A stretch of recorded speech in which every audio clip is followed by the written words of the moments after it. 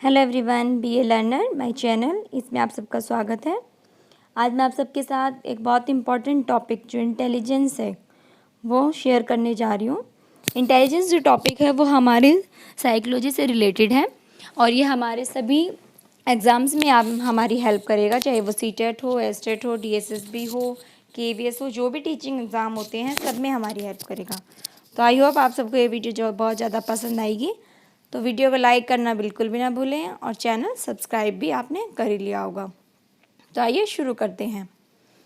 जो इंटेलिजेंट शब्द है वो इंटेलिजेंटिया से जो है लिया गया है।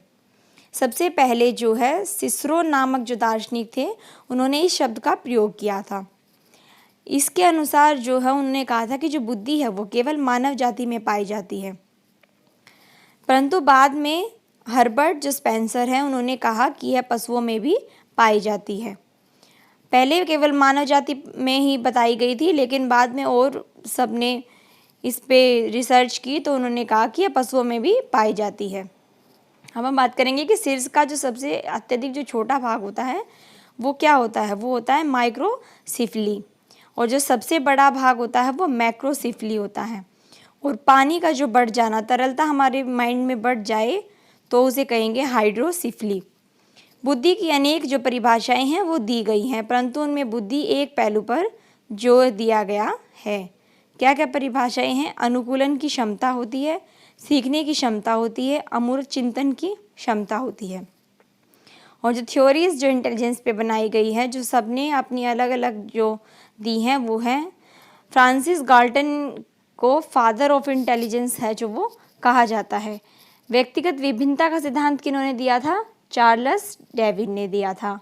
और जो मानव क्षमताएं हैं और उनका जो विकास नामक जो सिद्धांत है वो भी चार्ल्स डार्विन ने ही दिया था। गाल्टन जो हैं उनके अनुसार बुद्धि को दो पहलुओं पर मापा जा सकता है, संवेदना और ऊर्जा का स्तर। गाल्टन ने द जीनियस जो एक बुक लिखी थी, इसमें उन्होंने कहा था कि जो बुद्धि है वो वंशानुक्रम में बहती है। जो वंशानुक्रम का जेनेटिक जो इफेक्ट हमारी बुद्धि पर जरूर होता है। चार्ल्स डार्विन ने ओरिजिन ऑफ द स्पाइसेस जो है बुक भी लिखी थी। बीने ने क्या किया था? बीने ने 1905 में अपना पहला बुद्धि जो परीक्षण है वो किया था। बुद्धि परीक्षण के जो पिता है उसे बीने और साइमन जो है दोनों को माना जाता है। अगर क्वेश्चन आए कि बुद्धि परीक्षण के पिता, तो बीने हैं वो। फादर ऑफ इंटेलिजेंस टेस्ट जो है वो बीने। बीने बुद्धि परीक्षण में बच्चों की जो तर्क शक्ति है, जो तर्क क्षमता है, समझ है और वो किस तरह डिसीजन लेते हैं, निर्णय, स्मृति है जो आदि के आधार पर जो बुद्धि है उसका मूल्यांकन करते थे। 1908 में मानसिक आयु का इन्होंने संप्रत्यय दिया था। इंपॉर्टेंट लाइन, 1908 में मानसिक आयु पहली बार प्रयोग हुआ था, तो बीने ने किया था 1908 में। और बासल एज होती है आधार वर्ष जब एक बच्चा अपनी आयु स्तर की जो सभी जो समस्याएं हैं उनका समाधान कर लेता है, जिस एज में वो है, और उस टाइप की जो सब प्रॉब्लम्स आती हैं अगर वो उनको सॉल्व कर लेता है तो आधार वर्ष होती है। 1905 में बीने परीक्षण में 30 आइटम होते थे, जिनको बाद में 1908 में बढ़ाकर 52 कर दिया गया था। बीने ने बुद्धि का एक कारकीय जो सिद्धांत है वो दिया था, जिसके आधार पर जो है प्राणी, तरल बुद्धि, ठोस बुद्धि व्यक्ति के जीवन के प्रारंभिक जो अवस्थाओं में साथ साथ बढ़ती है, परंतु मध्य वयस्क अवस्था में जाकर तरल बुद्धि में स्थायित्व आना शुरू जो है हो जाता है। वयस्क अवस्था तक इसमें गिरावट आनी जो है शुरू हो जाती है, परंतु जो ठोस बुद्धि है वो वातावरण से प्राप्त होती है, वह निरंतर थोड़ी बहुत मात्रा में ऊपर की ओर चलती रहती है, ऊपर की ओर, नीचे की ओर। उत्तर वयस्क जो अवस्था है उसमें तरल बुद्धि और जो ठोस बुद्धि है वो दूरी बन जाती है। और जो थार्नडाइक है उन्होंने क्या दिया था? थार्नडाइक ने बुद्धि को कहा था कि बहुकारकीय सिद्धांत, बुद्धि का बहुकारकीय जो सिद्धांत है वो थार्नडाइक ने दिया था। जिस प्रकार एक भवन का निर्माण अनेक जो ईंट है उनके मिलने से होता है, उसी प्रकार जो बुद्धि है हमारी माइंड में उसका भी अनेक जो कारकों से जुड़ी हुई होती है। ये कारक अपना स्वतंत्र जो अस्तित्व है वो रखते हैं और अलग अलग जो कार्य हैं वो भी रखते हैं या एक दूसरे के साथ मिलकर कार्य करते हैं। समरूप जो तत्व हैं उनका सिद्धांत है उनके अनुसार दो के जो कार्य हम कर रहे हैं उनके बीच में जितना ज़्यादा कारक जो है वो कॉमन होंगे, उतना ही एक कार्य सीखने के बाद दूसरे कार्य को करने में सहायता मिलेगी। अगर हमने एक कार्य को कर लिया और दूसरा कार्य उससे मिलता जुलता है तो हम जल्दी सीख लेंगे, क्योंकि वह उससे मिलता जुलता है, क्योंकि वो हमने पहले ही सीख लिया। हमें प्रत्येक जो कार्य है उसे करने के लिए अलग से कारकों के कार्य सीखने की आवश्यकता नहीं होती, बल्कि हमने जो पहले से सीखा हुआ होता है वही हमारे आगे के कार्यों में स्थानांतरित हो जाता है। थॉर्नडाइक ने बुद्धि के हैं जो 3 प्रकार बताए हैं: सामाजिक बुद्धि, मूर्त बुद्धि, अमूर्त बुद्धि। सामाजिक बुद्धि क्या है? इसमें जो व्यक्ति है वो अन्य व्यक्तियों को ठीक ढंग से समझता है और ऐसे व्यक्तियों में सामाजिक जो कौशल है वो काफ़ी अच्छा जो है वो पाया जाता है। मूर्त बुद्धि क्या है? इसमें व्यक्ति ठोस जो वस्तुएं हैं उनको महत्व को समझता है और उसका ठीक प्रकार से परिस्थिति है जो उनमें परिचालन कर लेता है। अमूर्त बुद्धि में शाब्दिक और गणितीय संकेत चिन्ह जो हैं उनके संबंधों को ज़्यादा समझता है, उनकी व्याख्या करता है। गणितज्ञ जो हैं, पेंटर हैं, कलाकार हैं, उनमें अमूर्त बुद्धि ज़्यादा पाई जाती है।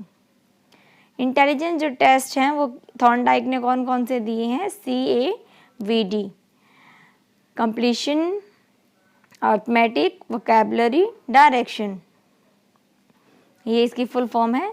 CAVD इंटेलिजेंस टेस्ट दिया था थॉर्नडाइक ने। हार्वर्ड गार्डनर ने 1983 में, 1985 में, 2000 में जो है अनेक प्रयोग किए थे और 1983 में उन्होंने जो बहुबुद्धि है उसका सिद्धांत दिया था। और जो गार्डनर है उनके अनुसार बुद्धि क्या है? उनके अनुसार जो बुद्धि है वो अनेक तरह की होती है। इसमें मुख्यतः 7+2 तरह की जो बुद्धि है उनका वर्णन किया गया है। कौन कौन सी बुद्धि है? तार्किक गणितीय बुद्धि, भाषाई बुद्धि, संगीत बुद्धि, दैहिक जो बुद्धि है, शारीरिक भी बुद्धि बोल सकते हैं इसे, गतिक बुद्धि भी बोल सकते हैं, स्थानिक बुद्धि भी बोल सकते हैं, अंतर्वैयक्तिक बुद्धि, इंटरपर्सनल जो इंटेलिजेंस है वो दूसरों के बारे में समझना, अंतर्वैयक्तिक बुद्धि, इंटरपर्सनल सेल्फ स्मार्ट, खुद के बारे में सोचना, प्रकृतिवादी है जो 2000 में दिया था और अस्तित्ववादी है वो भी 2000 में। इसे मानव का जो जीवन है उससे जुड़े रहस्य हैं वो पूछता है कि कौन है, कहाँ से आए। गार्डनर ने यह बताया कि किसी भी जो समस्या है उसका समाधान जो है खोजने के लिए भिन्न भिन्न प्रकार की बुद्धियाँ आपस में अंतक्रिया करते हुए साथ साथ जो कार्य है वो करती हैं। हम कोई भी जो समस्या है उसका समाधान खोजने के लिए हमारे पास जो बुद्धियाँ हैं जो ये ऊपर बताई गई हैं, इन बुद्धियों की आपस में जोड़ कर ये अंतक्रिया करती हैं और किसी भी समस्या का समाधान कर लेती हैं। गार्डनर ने स्पीयरमैन जो है उसके कारक की आलोचना की। उन्होंने क्या आलोचना की कि कहा कि जो ये सभी प्रकार की बुद्धियाँ हैं वो अपने आप में पूरी तरह अलग अलग हैं और स्वतंत्र हैं, फिर भी विकसित होने की क्षमता रखती हैं। एक जो व्यक्ति है उसको समाज में अपनी उपयोगी एवं उत्पादकता है उसके लिए 8 प्रकार की जो बुद्धि है उनकी आवश्यकता होती है, परंतु परंपरागत जो सामान्य जो कक्षा व्यवस्था में शाब्दिक और गणितीय बुद्धियों के विकास पर ही जोर दिया जाता था। अब इन 8 बुद्धियों का विकास किया जाता है, पहले सिर्फ 2 बुद्धियों का विकास किया जाता था, शाब्दिक और गणितीय। गार्डनर जो है उनके अनुसार बच्चों को शिक्षण जो सामग्री है वो अनेक जो माध्यम है उनसे प्रस्तुत करनी चाहिए। बच्चों को आकलन और मूल्यांकन अनेक माध्यमों से किया जाना चाहिए। बच्चे का मूल्यांकन सिर्फ एक चीज़ को यूज़ करके, एक टेस्ट को यूज़ करके या एक ही प्रक्रिया को यूज़ करके नहीं करना चाहिए। मूल्यांकन अलग अलग तरीके से करके देखना चाहिए। गार्डनर का सिद्धांत बच्चों को उनके स्वाभाविक जो रुझान है उसको खोजने में मदद करता है कि बच्चे में कौन सी खूबी है। गार्डनर जो है उनके अनुसार मस्तिष्क के किसी एक जो हिस्सा है उसमें हुई क्षतिग्रस्त मस्तिष्क के किसी अन्य जो भाग को प्रभावित नहीं करती। उनका ये मानना है कि अगर आपके माइंड में कहीं कोई क्षति हो गई है तो उसका इफेक्ट दूसरी बुद्धि पर नहीं पड़ता। रॉबर्ट स्टर्नबर्ग के बारे में बात करेंगे। उन्होंने क्या किया था? उन्होंने 1985 में अपना जो टेस्ट है वो प्रदर्शित किया। त्रितंत्रीय जो बुद्धि है वो रॉबर्ट स्टर्नबर्ग ने दी थी। त्रितंत्रीय बुद्धि, जीवन में सफल व्यक्ति हैं वही बुद्धिमान हैं। उन्होंने 3 टाइप की इंटेलिजेंस दी है: घटकीय बुद्धि, सृजनात्मक बुद्धि या अनुभाविक बुद्धि बोल सकते हैं, संदर्भात्मक बुद्धि। व्यवहारिक बुद्धि में अडेप्शन, शेपिंग, सिलेक्शन ऑफ जो आइटम है वो वातावरण से अच्छी जो चीज़ें हैं वो चुन लेते हैं। इन्वायरमेंट को अपने अनुसार जो चेंज कर लेते हैं वो शेप देना है। अडेप्टेशन है, इसमें इन्वायरमेंट को अडेप्ट कर लेना। सृजनात्मक में क्या है कि नई जो चीज़ है उनको क्रिएशन में अहम भूमिका मिलती है। अब बात करेंगे डैनियल गोलमैन। डैनियल गोलमैन ने सामवेगिक जो बुद्धि है उसका सिद्धांत दिया था, और ये IQ जो टेस्ट करने का आपको फॉर्मूला पता ही होगा, मेंटल एज अपॉन में CA इंटू 100। IQ है जो ये, EQ है EA CA इंटू 100, SQ है SA CA 100। इमोशनल एज और सोशल एज, EG मतलब इमोशनल एज, SC मतलब सोशल एज। इमोशनल इंटेलिजेंस के 4 महत्वपूर्ण जो तत्व हैं वो कौन कौन से हैं?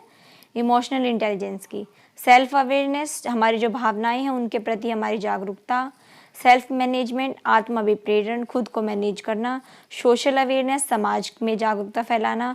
सोशल स्किल, सामाजिक जो कौशल है वो आ जाना। Assessment of intelligence test, Binet Simon test, army alpha, army beta जो टेस्ट हैं वो, और इनका प्रतिपादन किन्होंने किया था? रॉबर्ट याक्स ने किया था 1917 में। वेस्लर बुद्धि परीक्षण हुआ था, इसमें 16 और उससे ऊपर के बच्चों का टेस्ट किया गया था। इसमें वर्बल, नॉन वर्बल टेस्ट हुए थे। Wechsler intelligence scale of children, इसमें 6 से 16 साल के जो बच्चे हैं उनका टेस्ट किया गया था। Cattell culture fair intelligence test हुए थे। Goodenough draw a personal test जो टेस्ट हुआ था। और संस्कृति जो मुक्त परीक्षण से अभिप्राय क्या है? ऐसे परीक्षण से है जिस पर संस्कृति का कोई प्रभाव नहीं पड़ता। इन परीक्षणों का जो स्वरूप है वो परफॉर्मेंस और जो नॉन वर्बल होता है, बच्चे किस तरह से परफॉर्मेंस करते हैं उसके हिसाब से होता है। गैसल ड्राइंग टेस्ट हुआ था 15 से ऊपर के बच्चों पर।